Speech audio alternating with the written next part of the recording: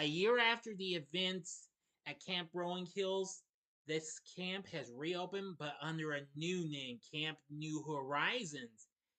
But there's something coming. Angela, of course, the angel of death. Angela is back, ready for another helping of bloody terror. Here's a re-review of Sleepaway Camp 3, Teenage Wasteland. But is it still that bad after it's been 35 years? Well, almost, anyway. I'm just going to have to give this film some good old-fashioned Big D justice. Well, just watch my re-review right now and find out. Big D's Entertainment Rankings and Reviews.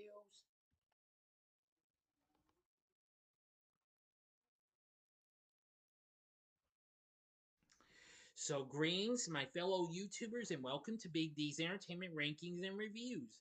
My name is Dual, better known to as the Big D, and this time around I bring to you a re-review of the 1989 slasher flick Sleepaway Camp 3 Teenage Wasteland, aka Nightmare Vacation 3 in the UK.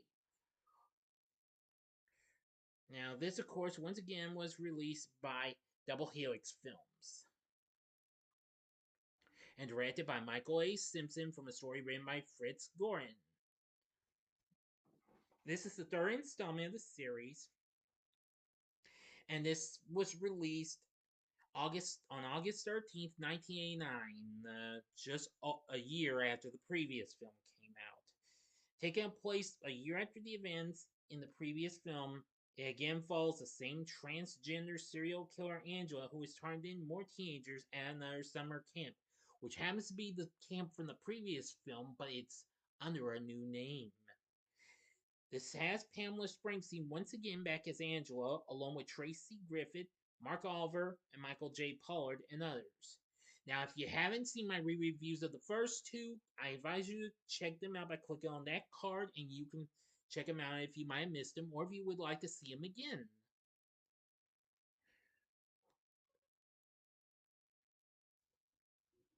Okay, then let's get started. 1 year after the events of the second film, Maria is heading to camp. Suddenly, she is chased into an alleyway and run over by a garbage truck driven by Angela, who throws Maria's body into the back and compacts it. Angela poses as Maria in order to board the bus to Camp New Horizons, which is the same location of Camp Rolling Hills. After arriving, news reporter Tony Richards asks Angela to get her some coke. In other words, cocaine. Angela gives her Ajax clearance, which kills Tony when she snorts it. Yikes.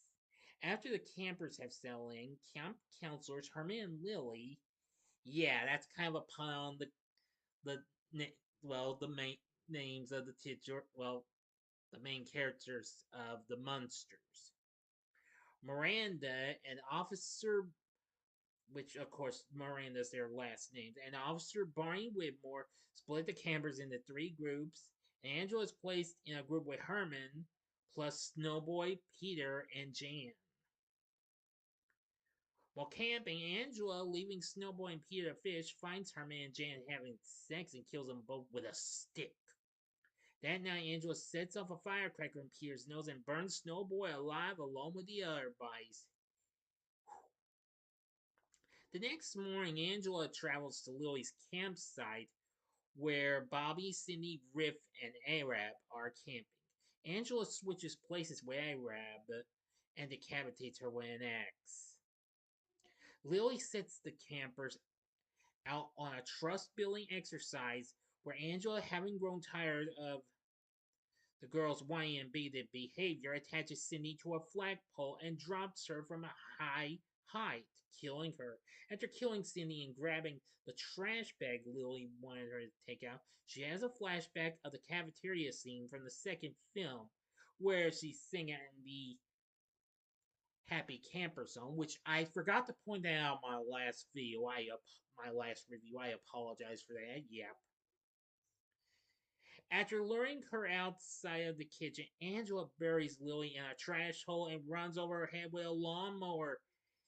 Then Angela rips Bobby's arms off after tying him behind a tree and then driving in a truck. and then stabs Riff to death with tent spikes. Now I'm going to the final act and the ending. You know the procedure. At 5 seconds to sub this video, go to the description box below. Fast forward to the time below as I'm now counting down. If you've seen this already, please continue. Okay, you've been warned. The following morning, Angela travels to the remaining camp where Barney, Tony, Marcia, Ania, and Greg are camping. Angela tells Barney she is supposed to switch with Marcia. Barney accompanies them and Angela fakes a leg injury. As Barney tends to Angela, Marcia discovers Lily's body after Angela tells her that Lily is just doing nothing outside and for Marcia to see. Barney yells for Marcia to run. After a tense standoff, Angela shoots Barney dead. Angela catches up with Marcia and captures her. That night, Angela ties the remaining campers together. She shows them the body of Barney and forces them to find Marcia in one of the cabins. Upon finding Marcia, Greg and Ania are killed by booby traps. Angela decides to let Marcia and Tony live, but as she tries to leave, Angela is stabbed numerous times by Marcia. Marcia and Tony summon the police to the camp, and Angela is taken to the hospital in an ambulance, and she stabs a paramedic and a policeman with a syringe. When the ambulance driver asks what is going on, Angela replies, "Just taking care of business." End of story. So, what did I think of Sleepaway Camp 3 Teenage Wasteland? I feel like it's kind of underrated and what have you, like the last film. But overall, it's still got the same over the top craziness and a little bit of black comedy and what have you, like the last film had to offer.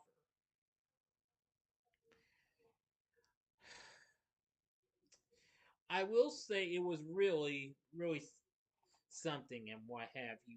James Oliverio is back on board to do the score, and so it wasn't too bad.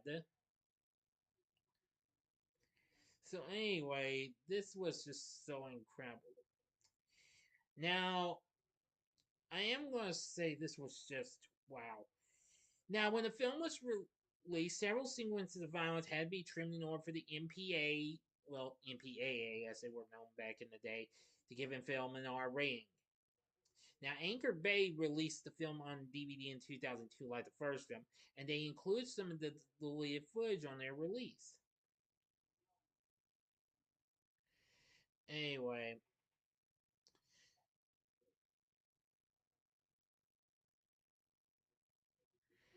I'm just gonna say this was just a wow. After this, it would later get released on Blu-ray, like its predecessor of its Sir and what have you, Unhappy Campers, under license from MGM to Scream Factory. Now, of course, like that one, it's also out of print. Shame though. Just like the releases they got that we got from Anchor Bay. Well, the film sits at a mere 13% on Rotten Tomatoes and what have you. All movie this film, writing that this is cheaper, dumber, and more profoundly pointless, light years away from the imagination of the first film, and an insult to fans. Well, that's factually true, but I felt like it had a little bit of fun, entertaining bits and what have you. And with a review on the DVD, a guy named William Harrison stated that the film runs on fumes despite some fun kills and other committed performance from Pamela Springsteen as murderous transgender Angela Baker. Brian Kluger of High Def Digest reviewed the Blu-ray version of this, and his final thoughts about the film was that the film is quite the entertaining film, and that according to him, it's funnier than the other films in the franchise, and of course, bloodier. Now, I would like to believe that, but all I've seen is the theatrical cut. Now, there is an uncut version as it was released, shown on DVD, but it's out of print at 84 minutes, which is 5 minutes longer than the one we got to see. Your best chance to try and find this is on the internet. I'm sure you can find it somewhere, but Tubi has it. I say that's your best chance for it, seeing that if you fail to get the Blu-ray. Anyway, yeah, I'm just gonna say it was fine, Wivey. It was just but it just didn't quite come close to my liking of the previous film. But this film did have a lot to offer. Now then, Pamela Springsteen returns as Angela. Yes, she's still good. Tracy Griffith played the role of Marcia. She was very good. Mark Oliver played Tony. Kim Wall played Cindy. They were good. Daryl Wiltshire played Riv, who that's like my least favorite character in this film. Yeah, I didn't like that character much. He was just, well, I really don't want to get on that subject. Sandra Dorsey played the role of Lily and was also credited as Raccoon Wrangler. Hmm. Michael J. Pollard played Herman. Pollard also appeared in the beginning of Rob Zombie's House of a Thousand Corpses, and just a year before this, he recently played Mr. Mixelplick on TV's Superboy. He actually would return to play the character in the next season that same year. Cliff Brand played Barney. Haynes Brooke played Bobby. Kyle Holman played Snowboy. Jill Tereshita played Arab.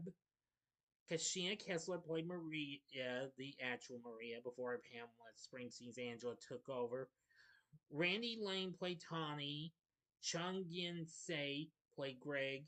Jared Beal played Peter. Sonia Maggs played Anita, and Stacey Lambert played Jan.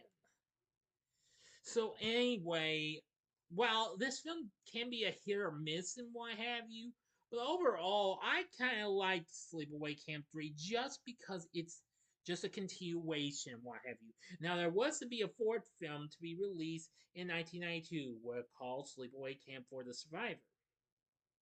But production stopped after the company went bankrupt upon shooting less than 40 minutes, which was followed by a DVD release of the footage. And one of a cobbled together cut. But that's kind of hard to find and what have you. Then in 2008, a direct sequel to the original film was released called Return to Sleepaway Camp, which I also have not seen. I'm wanting to though, but it's hard to find though. But anyway, well, everything's all fine and all right and what have you. This is just a mixed bag and what have you. So, Sleepaway Camp 3, Teenage Wasteland, I think it's worth a one time watch like the other film was. Especially if you're a hardcore completionist, definitely. Give it a one time watch. You might enjoy it or you may not. You be the judge. So, what did you think of Sleepaway Camp 3 Teenage Wasteland? Let me know in the comments section below. And if you like this video, click the like button, subscribe, be a part of the Big D Nation. Continue to help support my channel by making it grow and my views grow. And next time, I'll be bringing to you my May 2024 schedule. So, if you like this, consider checking out my reviews for these other films. In the upper left hand corner is my review of, well, another underrated, a real underrated 80s slasher film, that's Sweet 16. The upper right hand corner is my review of another one, another underrated film and what have you, but still a pretty good slasher, and that's Happy Birthday to Me. Or if you would like maybe something else, you can check out my re-review of Friday the 13th Part 2 in the bottom left-hand corner. And the bottom right-hand corner is a button you can click to subscribe if you like rankings and reviews on movies, TV, music, video games, etc. Then I'm your guy. Thanks for watching. Until next time, I'm the Big D saying see ya. And sorry I forgot to mention this in the last video because Angela said this in the last film. Good night, campers. Bye now.